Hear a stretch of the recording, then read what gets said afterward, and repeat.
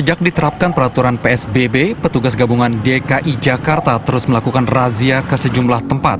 Dengan pengeras suara, petugas mengingatkan warga untuk melakukan physical distancing, memakai masker, dan menutup usaha atau toko mereka. Satu persatu toko yang masih membandel diberi teguran, hingga ditempelkan stiker teguran yang menyatakan toko ditutup sementara selama penerapan PSBB. Bagi para pedagang, penutupan toko membuat mereka pasrah dan bingung. Mereka mengeluh penutupan toko membuat mereka kian tercekik. Pasalnya, tidak ditutup toko saja, pendapatan mereka sudah turun drastis, mengingat sepinya pembeli. Sejauh ini, sanksi razia penerapan PSBB sebagai pencegahan dan penyebaran COVID-19 baru sebatas teguran. Namun jika masih membandel, maka akan diterapkan sanksi denda bahkan pencabutan izin usaha. Razia penerapan PSBB tidak hanya dilakukan kepada para pedagang. Sejumlah pengendara yang tidak menggunakan masker juga diberhentikan, diingatkan untuk memakai masker atau diperintahkan memutar balik kendaraan mereka. Dari Jakarta, Novi Zakaria, TV One mengabarkan.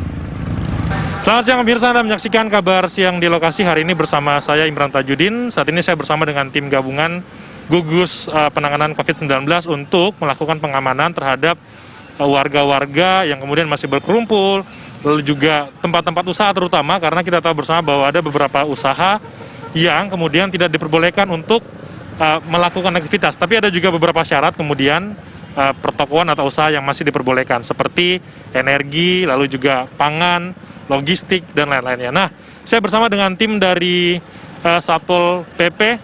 Bapak boleh sama saya, Pak, ini boleh dijelaskan Pak, giat apa sih yang sedang dilakukan hari ini, Pak, sambil jalan, Pak? Ya. Jadi, sebelum penerbitan PSBB, kita sudah sosialisasikan ke dunia usaha yang sudah tidak ada pengecualian di luar aturan PSBB Pergub 33 tahun 2020. Nah, kita ingatkan kembali, sudah berkali-kali kita ingatkan. Nah, kemarin sampai saat ini masih ada yang buka. Otomatis kita lakukan penindakan, yaitu penyegelan. Penyegelan dalam arti usaha tersebut dihentikan sementara di luar 8 poin yang ada di peraturan Gubernur nomor 33 tahun 2020. Ada 8 sektor, Pak. Tadi kita sambil jalan, Pak. Tadi saya sempat lihat tadi ada 2 pakaian, yang disegel. Toko apa tadi, Pak? Toko pakaian, karpet, dan alat-alat dapur. Jadi untuk sementara kita segel. Nah, besok dia masih buka, akan kita lakukan tinjauan dan akan kita data dan kita lempar ke SKPD yang berwenang untuk ditinjau kembali nanti perizinan legalitasnya. Nah, ini kita lihat, Pak, ini salah satu, Pak, ya. Coba kita salah satunya adalah ini, toko sepatu. Toko sepatu karena dia masih tetap buka, akan kita lakukan penyegelan. Jadi penyegelan dalam arti dihentikan sementara kegiatan ini selama pemberlakuan PSBB.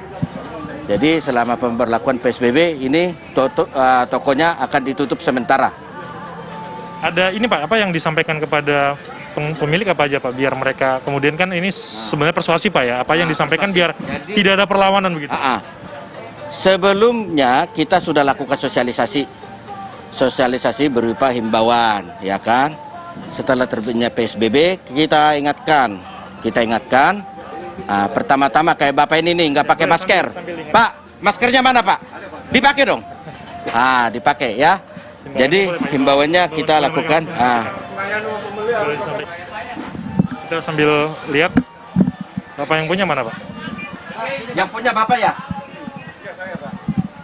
Boleh, Bapak, kita sambil ini tanya-tanya, boleh, Pak? Dari kemarin kita sudah lakukan sosialisasi, himbauan, peringatan, ya, mengingatkan Bapak itu bahwa toko untuk sementara ditutup, ya. Udah kita ingatkan berkali-kali loh, Pak, ya. Sampai saat ini Bapak masih buka. Kan bukanya, Pak, kita tinggal di sini, Pak. Iya, tapi kan Bapak melayani jual beli. Buktinya karyawan ada. Jadi sesuai dengan aturan itu kita lakukan tindakan penyegelan. Penyegelan dalam arti untuk usaha Bapak ini dihentikan dulu selama pemberlakuan penetapan PSBB. Ya, Ini bukan untuk kita, tapi untuk kita semua, Pak. Pedagang boleh Pak ya, Pak Delki. Pak Delki sabar, saya sambil ini saya tanya dulu Pak.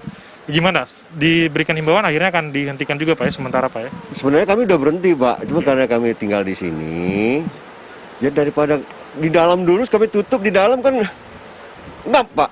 Maka kami keluarin barang supaya sirkulasi udara itu Nah, aja. sebenarnya kalau Bapak sendiri akhirnya harus berhenti nih Pak ya, dampaknya gimana Pak? Nggak ada omset. Sama sekali nggak ada. Orang lewat aja nggak ada. Kita kan grosir, nggak ada yang datang. Paling-paling kalau ada yang via WA atau online ya, baru kita ngepak. Kalau nggak ada. Ada mungkin kalau Bapak sendiri yang mau disampaikan mungkin untuk pemerintah dengan kondisi kayak gini kan sebagai pengusaha kan, karena tadi bahkan per hari pendapatannya nggak ada, yang lewat pun nggak ada Pak. Kalau stimulus yang sudah diberikan, insya Allah ya, misalnya saya kan punya kredit juga. Saya udah ajukan ke bank yang memberi saya kredit untuk ditunda selama 6 bulan. Akhirnya? Keputusannya mungkin lagi nunggu. Ya kalau enggak ya pakai apa dicicil. Jadi untuk bayar kredit pun susah Pak ya? Untuk bayar kredit nggak bisa. Itu yang kemarin diizinkan Pak Jokowi ya? Ya, kan untuk yang kredit 1M itu kan dikasih keringanan. Terima kasih. Bapak siapa mohon maaf? Pak Edi. Pak Edi, terima kasih Pak Edi atas waktunya. Itu tadi salah satu pedagang. Nanti kita cari satu lagi dan kita masih akan berputar keliling untuk melihat bagaimana kondisi dari penertiban dan juga usaha-usaha yang masih buka di luar dari 8 sektor yang diperbolehkan dalam Pergub nomor 33 tahun 2020. Kita cari lagi.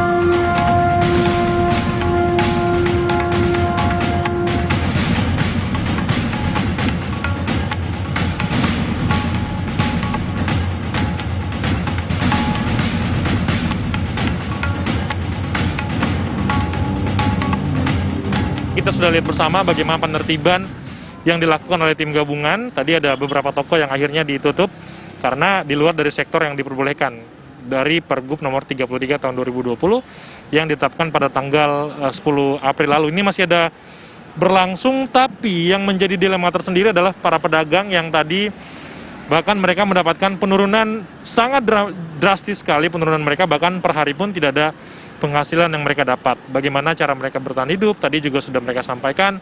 Lalu kira-kira apa yang harus mereka lakukan dan menyikapi hal ini, saya akan ajak salah satu pengamat sosial untuk bagaimana melihat dan juga menanggapi hal ini, serta apa yang bisa mereka lakukan untuk tetap bisa bertahan di tengah bagaimana wabah COVID-19 ini membuat usaha mereka mengalami penurunan yang sangat drastis. Mbak Devi boleh bergabung bersama saya. Mbak, tadi saya sudah keliling dengan tim Dishub dan juga Pol PP, tim gabungan, ada beberapa yang masih buka, sepatu dan juga lain-lain yang tidak masuk dalam kategori yang diperbolehkan. Kalau menurut tim bahwa ini ternyata kesadaran mereka masih kurang. Ini melihat ini seperti apa Mbak? Karena ya tetap dilematis juga karena mereka harus buka, pendapatan tidak ada, dan ketika dilarang mereka tidak punya penghasilan. Ya, pertama kita perlu sadari dari studi yang sedang kami lakukan juga menarik, misalnya 2 minggu ketika pelaksanaan PSBB ini dimulai atau bahkan pada bulan Maret awal ketika semua aktivitas dihentikan, itu masyarakat sudah tidak lagi mengkonsumsi berita tentang COVID atau Corona ini. Kenapa? Karena masyarakat merasakan ketakutan, stres dan sebagainya. Sehingga tidak heran kalau pelaksanaan PSBB juga lamban sekali penerimaannya oleh masyarakat. Kenapa? Karena mereka memang tidak membaca, tidak mendengar, tidak mengupdate lagi. Apa sih yang sebenarnya harus dilakukan? Kenapa sih kita harus melakukan PSBB ini dan sebagainya? Jadi kita perlu pahami bahwa masyarakat karena persoalan psikologisnya itu membentengi dirinya dari informasi yang membuat mereka tidak lagi membaca dan mengetahui kenapa mereka tidak boleh lagi misalnya melakukan aktivitas sosial termasuk berdagang. Itu satu hal.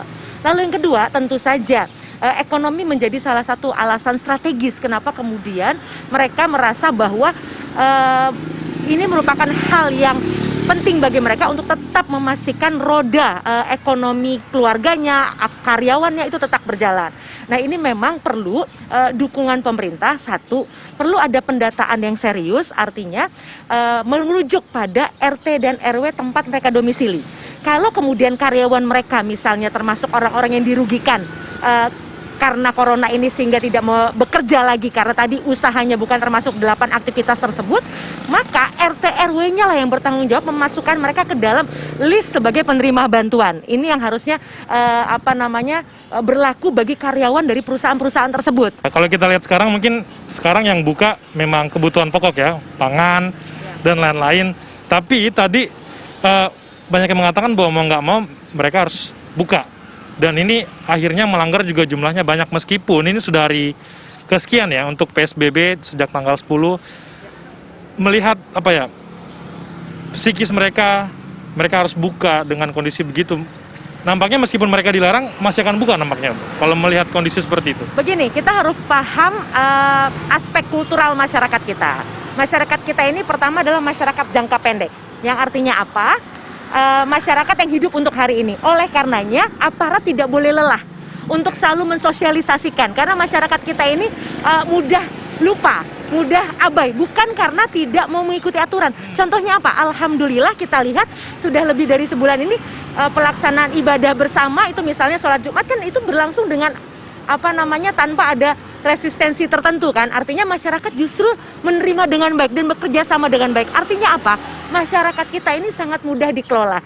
Iya, sebagian kecil masih ada yang belum melakukan atau masih tidak mematuhi aturan pemerintah. Menurut hemat saya pendekatan yang sekarang sudah sangat bagus, yaitu terus-menerus persuasif kepada mereka. Jangan menggunakan pendekatan yang represif karena saya yakin mereka sebenarnya mampu diberikan penjelasan dan pemahaman. Kita harapkan memang bantuan ini benar-benar disampaikan kepada yang membutuhkan. Terima kasih Mbak Devi atas informasinya. Itu kabar siang di lokasi hari ini membahas bagaimana tadi kita sudah lihat penertiban, lalu juga bagaimana pendapatan penurunan dari para pedagang. Semoga tadi juga yang disampaikan Mbak Devi ini bisa menjadi perhatian tersendiri bagi pemerintah dan juga bisa benar-benar membantu tepat sasaran kepada mereka yang membutuhkan, termasuk para pegawai-pegawai atau juga karyawan dari usaha-usaha yang terdampak dari PSBB yang diterapkan dalam pandemi COVID-19. Sekian kabar siang di lokasi hari ini. Informasi lainnya akan hadir usai jeda, tetaplah bersama kami.